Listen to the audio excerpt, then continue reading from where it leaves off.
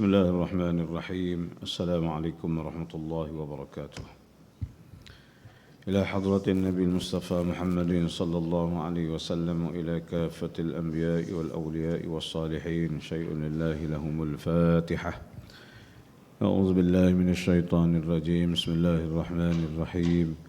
الحمد لله رب العالمين الرحمن الرحيم مالك يوم الدين إياك نعبد وإياك نستعين اهدنا الصراط المستقيم صراط الذين أنعمت عليهم غير المغضوب عليهم ولا الضالين آمين. الحمد لله رب العالمين وبه نستعين على أمور الدنيا والدين والصلاة والسلام على أشرف الأنبياء والمرسلين سيدنا ومولانا محمد وعلى آله وأصحابه أجمعين. قال رب اشرح لي صدري ويسر لي أمري واحلل عقدة من لساني يفقه قولي. سبحانك لا علم لنا إلا ما علمتنا إنك أنت العليم الحكيم. اللهم يا عليم علمنا من علمك ما ترضى به عنا ولا تؤاخذنا بما تعلمه منا. يا حليم خلقنا بخلق الحلم وحققنا بحقائق العلم. ربنا افتح بيننا وبين قومنا بالحق وأنت خير الفاتحين. ولا حول ولا قوة إلا بالله العلي العظيم. أما بعد. Alhamdulillah, pertama sekali marilah sama-sama kita merafakkan syukur pada Allah Subhanahu wa taala. Pada malam yang penuh dengan keberkatan ini kita diberi keizinan oleh Allah untuk berada di rumah Allah, melaksanakan ibadah dan berada dalam majlis ilmu. Mudah-mudahan kita semua dilimpahi rahmat, keberkatan, keredaan dan keampunan daripada Allah Subhanahu wa taala. Tuan-tuan para hadirin yang dirahmati Allah, kita sambung perbincangan kitab Hadis Kursi pada tajuk yang ke-18 muka surat 151 iaitu keesaan Allah Subhanahu wa taala. Allah Subhanahu wa taala berfirman dalam hadis kursi, "Syatamani ibnu Adam wa ma yanbaghi lahu an yashtumani wa kadzdzabani wa ma yanbaghi lahu an yukadzdzibani. Amma syatmuhu iyyai fa qawluhu inna li waladan wa ana Allahul wahidus samad lam alid wa lam ulad ولم يكن لي كفوا أحد. وأما تكذيبه إياي فقوله ليس يعيدني كما بدأني وليس أول الخلق بأهون علي من إعادته." Maksudnya firman Allah Subhanahu wa taala dalam hadis kursi, anak Adam yakni manusia telah mencela aku, kata Allah Subhanahu wa taala, padahal mereka tidak layak mencela aku. Wa ma yanbaghi lahu an yashtumani, sedangkan dia ni anak Adam ni manusia ni tidak layak mencela aku. Wa kadzdzabani wa ma yanbaghi lahu an yukadzdzibani, mereka telah menuduh bahawa aku berdusta, padahal sebenarnya mereka tidak layak menuduhku yang demikian. Maka maknanya mereka ni tidak layak. Nak kata Allah Ta'ala bohong ke, mencela Allah Subhanahu wa Ta'ala dan seumpama dengannya. Amma syatmuhu iyyai, kata Allah, adapun celaannya kepadaku, faqauluhu, ialah ucapan mereka, inna li waladan, ucapan mereka bahawa aku mempunyai anak, wa anallahu wahidus samad, padahal akulah Allah yang Maha Esa, as-samad, tumpuan harapan sekalian makhluk. Lam alid wa lam ulad, aku tidak melahirkan dan aku tidak dilahirkan. Walam yakul li kufuwan ahad, bagiku tiada tolak bandingan sesuatu pun. Tidak ada yang setanding dengan aku, kata Allah Subhanahu wa taala.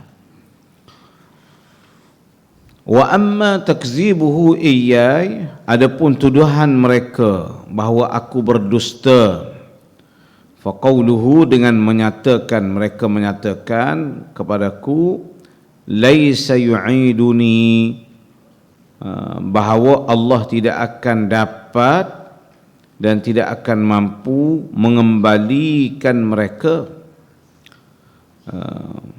Walaysa awwalul khalqi, jadi mereka mengatakan bahawa Allah tidak dapat dan tidak mampu mengembalikan mereka sebagaimana Allah menciptakan mereka pada pertama kali. Jadi orang yang antar golongan yang melakukan pendustaan terhadap Allah dengan mengatakan bahawa mati ini tak ada dah. Selepas mati itu tidak ada kehidupan lagi. Sedangkan kata Allah, walaysa awwalul khalqi bi ahwana alayya min i'adatihi, padahal menciptakan buat kali yang pertama adalah lebih berat daripada mengulanginya. Dari sudut logik kita kata nak buat itu yang payahnya, nak buat yang payahnya. Jadi Allah Subhanahu wa taala menceritakan kepada kita berkaitan dengan golongan-golongan yang mencela Allah, dan Allah bagi tahu celaan yang dilakukan. Antaranya ialah mereka mengatakan bahawa Allah ni ada anak, diperanakkan, dan mereka juga membohongi Allah. Antara contoh mereka membohongi Allah ialah mereka mengatakan bahawa Allah ni tidak mampu untuk mengembalikan kehidupan selepas mati. Bila kita mati maka tak ada dah akhirat ke, syurga ke, neraka ke, kira mati habis begitu. Ini satu golongan, dua golongan yang mencela dan membohongi Allah Subhanahu wa taala. Sedangkan Allah Maha berkuasa, Allah Maha Esa. Allah Taala jawab, wa annallahul wahidus samad. Sedangkan Allah ni, aku ni, kata Allah, wa anallahul wahidus samad. Sedang aku ni Maha Esa yang menjadi tumpuan seluruh makhluk. Aku tidak beranak dan tidak diperanakkan, dan tidak ada yang setara dengan aku, kata Allah. Yang tidak ada setara dengan aku. Allah jawab, menyatakan berkaitan dengan kekuasaan Allah Subhanahu wa taala, keesaan Allah Subhanahu wa taala.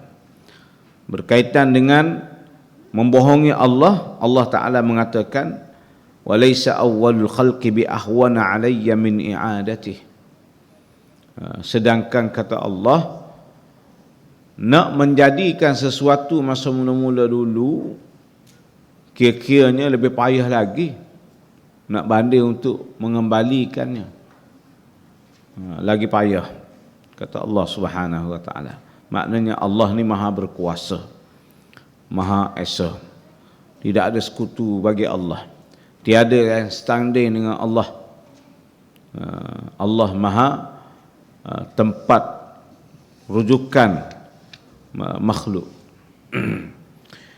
Kata pengarang kitab rahimahullah, sebahagian keturunan Adam, yakni manusia yang sesat, yang sesatlah, berani menyerang Allah Subhanahu wa taala dengan tuduhan Allah mempunyai anak, yang artinya beristeri. Allah ni ada isteri. Ini yang yang diimani oleh golongan-golongan Kristian dan sefahaman dengan mereka, golongan Yahudi dan sebagainya. Jadi mereka meyakini bahawa Allah ni ada anak. Allah ni ada anak. Jadi bila Allah ni, bagi mereka Allah ni ada anak, maknanya setaralah dengan makhluk lain.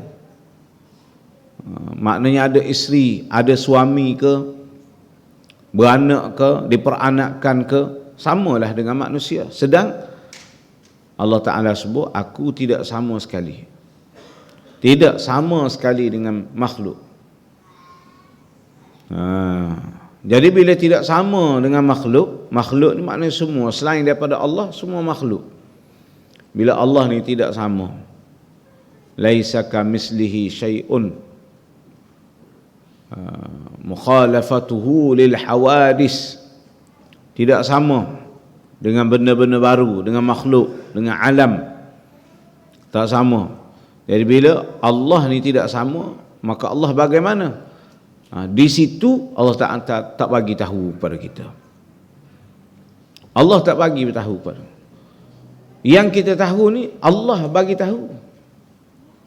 Kita tahu makan, minum, nama-nama sekian, makanan, boleh kita bercakap, kita boleh mengetahui, kita kenal suami, kenal isteri, kenal anak-anak, kenal tempat, kenal dunia, kenal nama-nama yang ada di dunia. Semua Allah Ta'ala bagi tahu. Bila Allah tak bagi tahu, kita tak akan tahu. Tak payah fikir. Sebab tu Nabi sebut, jangan kamu fikir tentang Allah. Jangan, la tatafakkaru fi zatillah, jangan kamu fikir tentang zat Allah. Tafakkaru fi khalqillah, kamu kajilah tentang kejadian Allah. Tentang kejadian Allah, Allah bagi ilmu. Bagi ilmu, ada pengajaran, ada manfaat dan sebagainya. Nabi sebut, la tatafakkaru fi zatillah, kamu tak payah kaji tentang zat Allah. Kerana zat Allah, tentang zat Allah, Allah tak bagi tahu. Setengah orang kata Allah ni serupa dengan manusia, ada tangan, ada mata, ada telinga dan sebagainya. Maka kata Nabi SAW, sesiapa yang memikirkan juga, mengkajikan juga tentang zat Allah, mereka akan sesat. Benda yang tidak diberitahu oleh Allah, nak cari di mana? Nak cari di mana? Bila Allah tak bagi tahu, tak ada pengetahuan lah yang diberikan kepada manusia. Selain daripada itu, Allah tak bagi tahu. Banyak benda yang kita jahil. Dalam hadis Nabi SAW menceritakan berkaitan dengan kehidupan di pada mahsyar.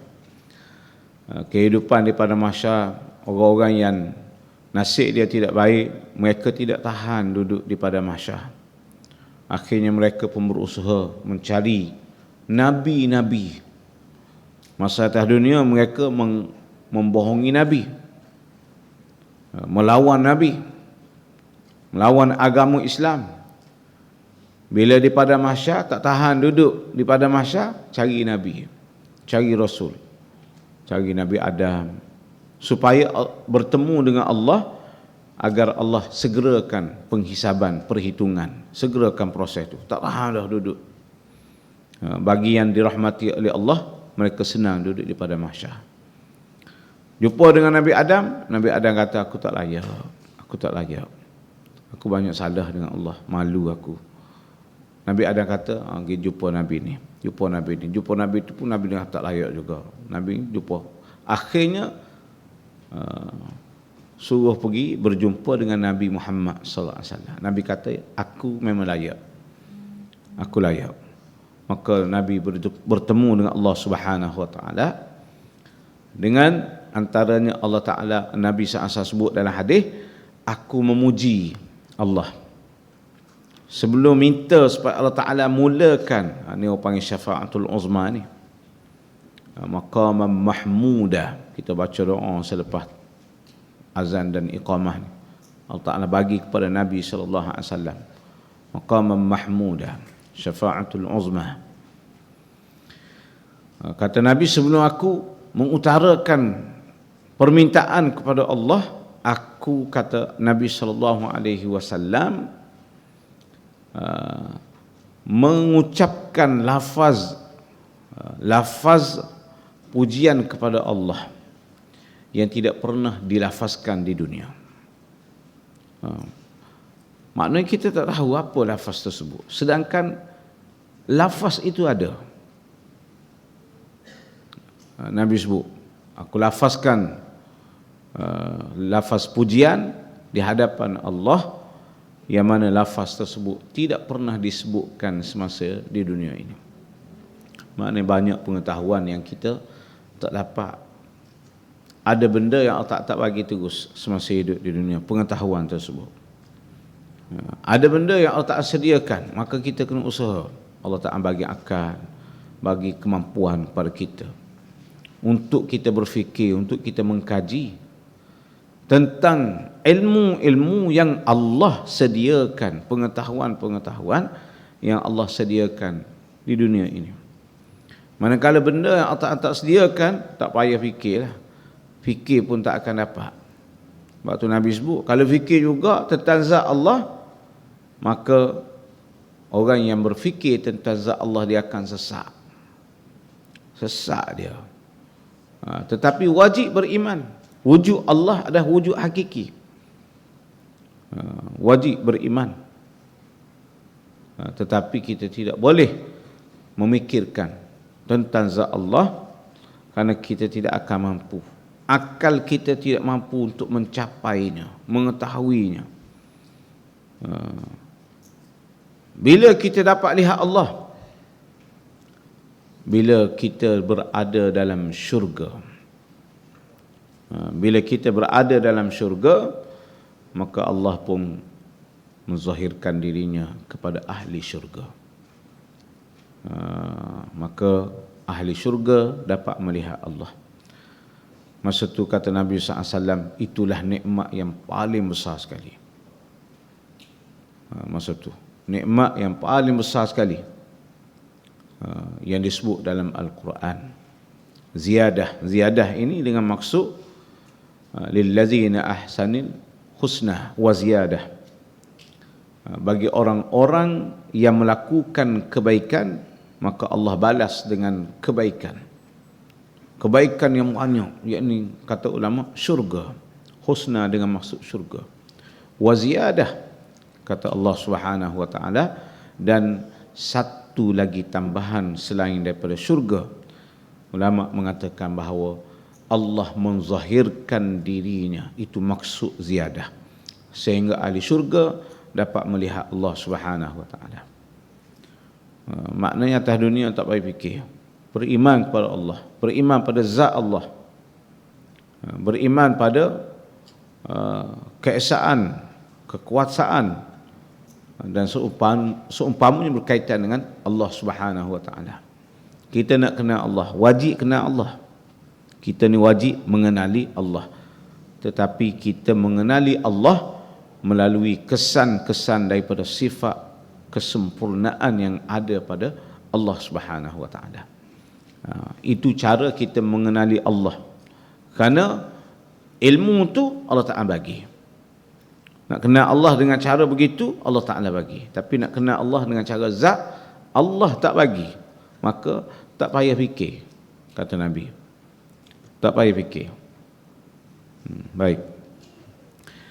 Jadi sebahagian keturunan Adam, yakni manusia yang sesat, berani menyerang Allah dengan tuduhan Allah mempunyai anak, yang ertinya ada isteri, maknanya ada keluarga lah.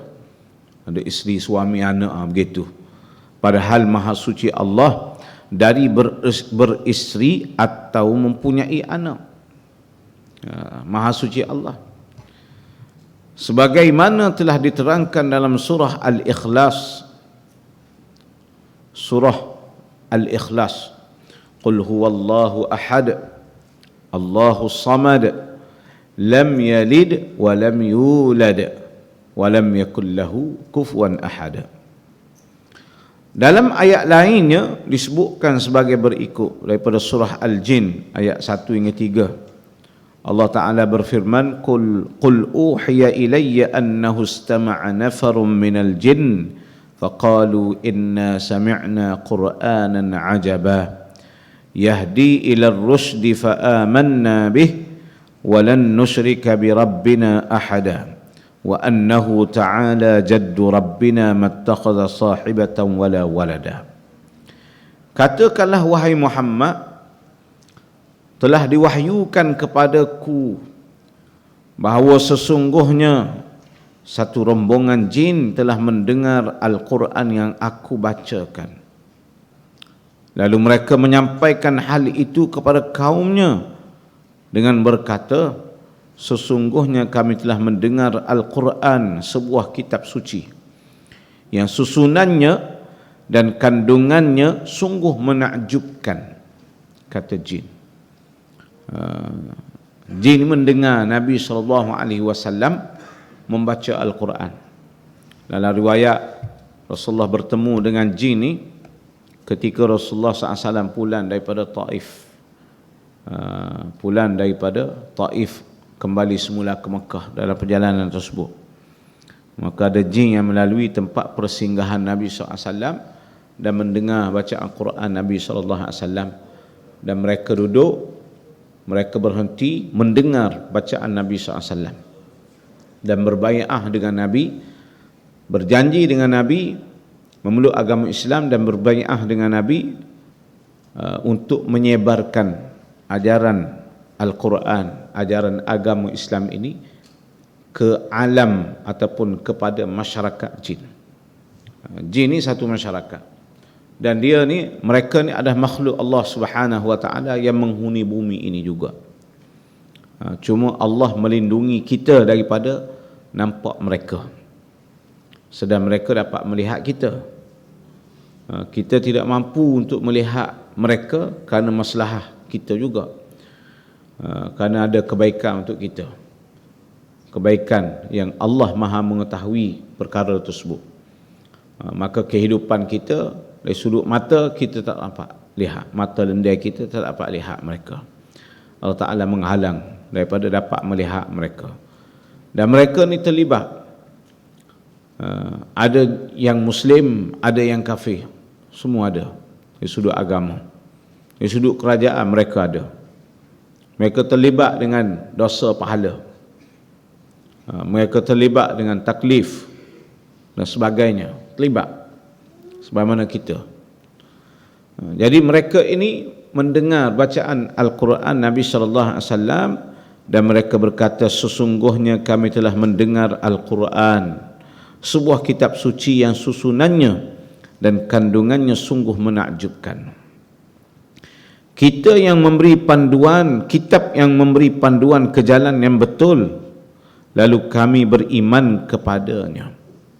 Dan kami tidak sekali-kali akan mempersekutukan sesuatu makhluk dengan Tuhan kami, kata jin. Dan ketahuilah, wahai kaum kami, bahawa sesungguhnya tertinggilah kebesaran dan keagungan Tuhan kita daripada beristeri atau beranak. Ini pengakuan jin dan keimanan mereka kepada Allah Subhanahu wa taala. Di mana di antara manusia ini terdapat mereka yang sesat, yang tidak percaya dengan ba'su, iaitu hari kebangkitan. Yang pertama tadi dalam hadis kursi, Allah Subhanahu wa taala berfirman berkaitan dengan golongan yang mencela Allah, memfitnah Allah. Memfitnah Allah dengan mengatakan Allah ni Trinity, kita kata. Ada Tuhan anak, Tuhan bapa, diperanakkan, orang tu adalah Tuhan. Yang terkini heboh di Perak, Muhammad itu adalah Tuhan. Siap bangga buat live lagi, tuan-tuan. Hari ni, tuan-tuan, hari ni fitnah terlalu besar, berleluasa. Tanda kiamat, fitnah ni terlalu berleluasa, dan senang je orang nak buat fitnah. Maka Nabi sebut tu sebagai tanda kiamat, seolah-olah kemudahan yang ada pada hari ini sebagai tanda kemudahan berlakunya, dengan mudahnya berlakunya fitnah. Hari ini orang mengamalkan politik apa? Politik persepsi. lempar dulu tuduhan kepada orang, lekat kepada masyarakat, orang ni begini. Bila siapa masa minta maaf, minta maaf. Siapa masa minta maaf. Kalau tidak minta maaf, bayar denda. Begitu je lah. Hari ini dah. Masyarakat nak melakukan apa sahaja melalui medsos ni terlalu mudah. Terutama sekali bagi mereka yang menguasai media sosial ini. Mereka boleh tutup, mereka boleh lepas orang tu, boleh sekat orang tu. Ada yang menyembunyikan kegiatan-kegiatan yang tidak nampak, maknanya baling batu sembunyi tangan. Baling batu sembunyi tangan. Ini semua ni kegiatan-kegiatan yang boleh menimbulkan fitnah. Jadi satu golongan mereka membohongi Allah Subhanahu Wa Taala. Banyaklah kita kata. Ni terkini ajaran sesat yang kita dapat tahu berkaitan dengan mereka mengatakan bahawa Muhammad itu adalah Allah. Syariat yang Nabi tunjuk ni sebagai lakonan saja. Yang sebenarnya Muhammad itu adalah Allah, kata dia. Fatwa negeri Perak telah mengeluarkan bahawa ajaran ini adalah sesat. Baik. Yang kedua, Allah Ta'ala sebut dalam hadis kursi yang kita baca tadi berkaitan dengan tidak percaya kepada hari kebangkitan. Jadi kata pengarang kitab, di antara manusia ini terdapat mereka yang sesat, yang tidak percaya kepada hari kebangkitan, al-ba'su, iaitu hari kiamat lah. Mereka tidak percaya kepada hari kiamat. Sedangkan kita yang beriman ni, antara keimanan kita ialah beriman kepada hari kiamat. Wajib beriman kepada berlakunya hari akhirat, hari kiamat, hari perhitungan, hari penghisaban, hari yang dikumpulkan manusia di padang mahsyar untuk diadili, untuk dihisab, dihitung dan sebagainya.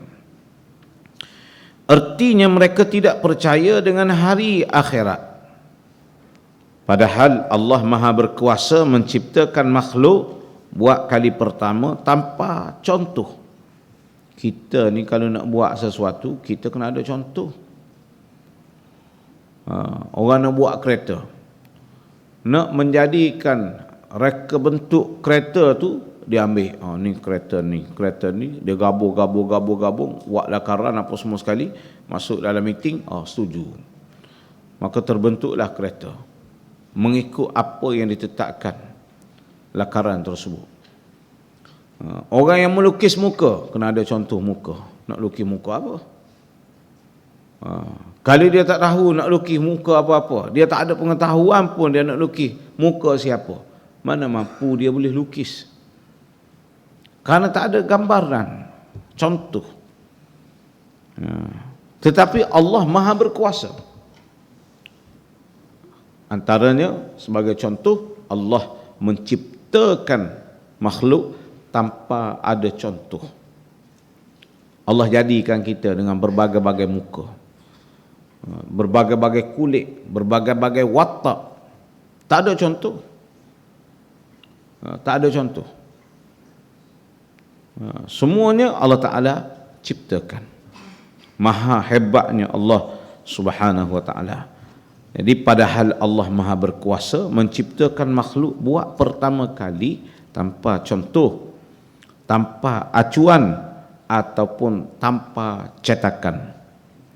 Pasti berkuasa Allah tu. Bila pertama kali buat tanpa contoh, tanpa cetakan, acuan dan sebagainya, itu hebatnya Allah Subhanahu Wa Ta'ala. Kata pengarang kitab, pasti Allah berkuasa untuk mengembalikannya sebagaimana mula-mula dulu. Mengembalikan semula. Dari tidak ada menjadi ada. Daripada kita ni tak ada, Allah mengadakan. Allah mengadakan. Yang mengadakan kita ni Allah. Sekiranya Allah tak nak kita ni ada, tak ada kita. Itu kita sebut sebagai wujud yang tidak hakiki. Wujud Allah, wujud hakiki. Tidak ada mula, tidak ada akhir. Sedia kala. Wujud makhluk, wujud yang tidak hakiki. Mengikut kehendak Allah. Allah Maha berkehendak. Allah Maha berkehendak. Bila bercantumnya air mani lelaki dan perempuan dalam rahim perempuan, terbentuklah kita kata makhluk dengan izin Allah. Ruh sudah ada. Ruh sudah ada. Nak masukkan ruh ke dalam jasad yang ada dalam janin perempuan itu pun mengikut kehendak Allah. Kalau Allah kata tak payah masukkan ruh ke dalam janin tersebut, maka janin itu tidak akan hidup. Kalaupun hidup sekejap, maka dia tidak mampu untuk hidup di dunia. Anak saya dah, anak yang kedua, masa tu isteri saya mengandung berapa bulan 3 bulan 4 bulan lebih kurang tu lah. Dia turun darah sikit, pergi klinik kata tak ada apa dah ni, tapi klinik tak berani nak buat. Dia suruh refer ke hospital pakar, doktor pakar. Pergi doktor pakar kata cek tak ada apa dah. Tak ada apa dah, dia kata. Sarun saja, dia kata. Jadi kata doktor, kena buat pilihan lah, sama ada saya tarik keluar ataupun biar dia turun sendiri. Saya kata biar dia turun sendirilah. Saya balik daripada hospital, terus bersiap balik ke kampung, jumpa dengan ada orang kampung yang pakar. Orang panggil bidan lah, tapi bidan ni bukan bidan yang karuk-karuk tu lah. Jadi dia pun setuh, dia jamah, dia kata kalau ilmu saya ni, dia kata ada lagi, ada lagi. Dia pun ambil tangan saya, sus tu, nampak, rasa tak? Saya kata rasa lah. Ilmu saya ni ada lagi, dia kata, tapi terserah pada Allah lah macam mana.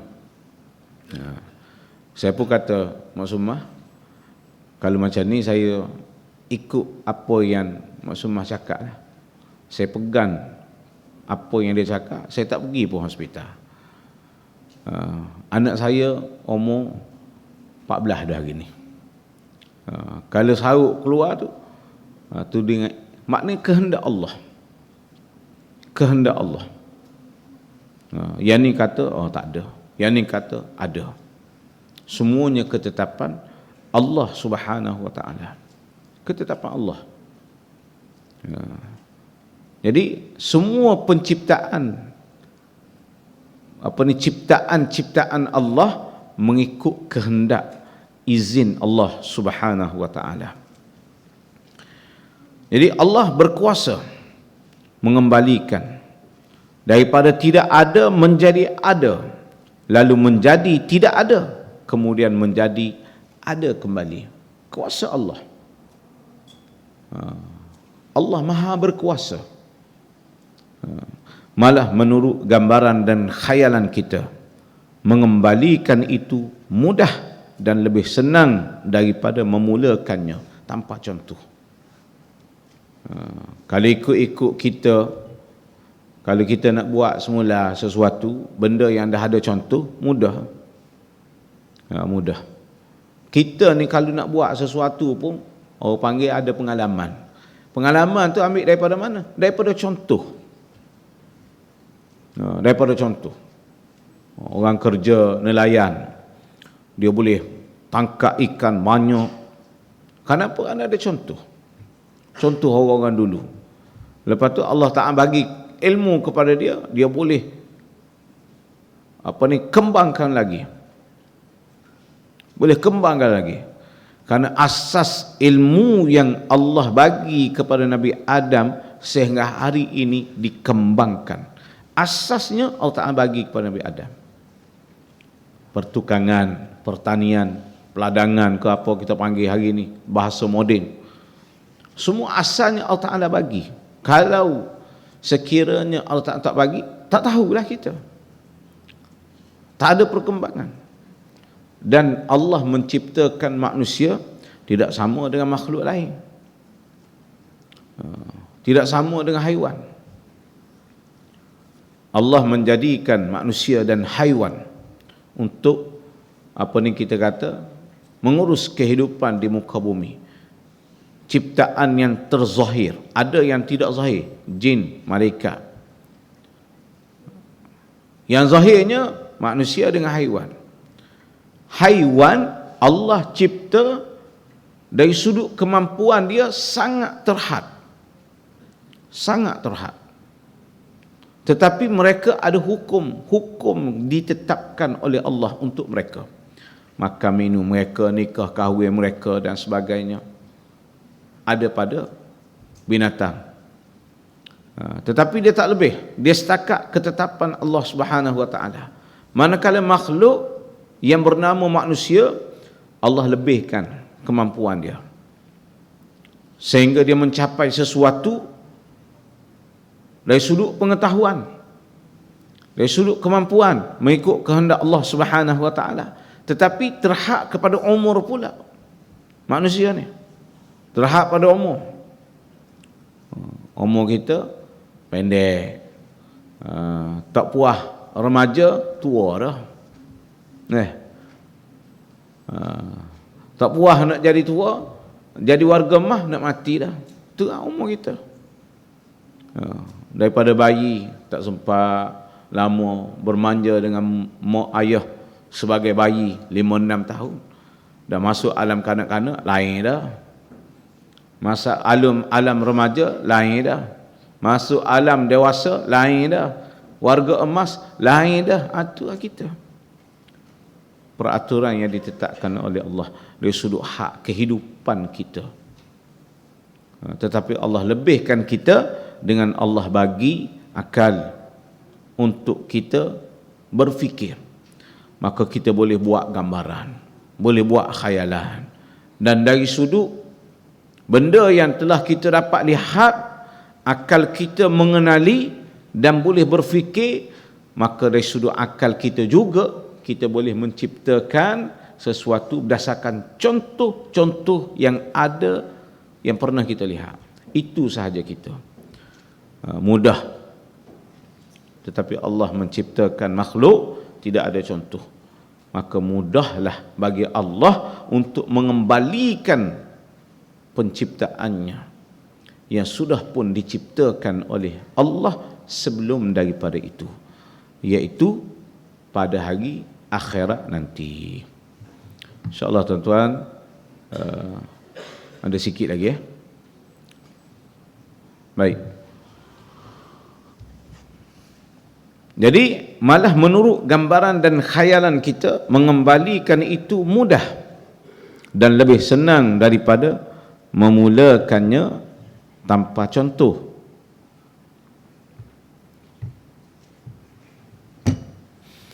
Berkenaan dengan ini Allah Subhanahu wa taala berfirman, "Innama amruhu idza arada syai'an an yaqula lahu kun fayakun."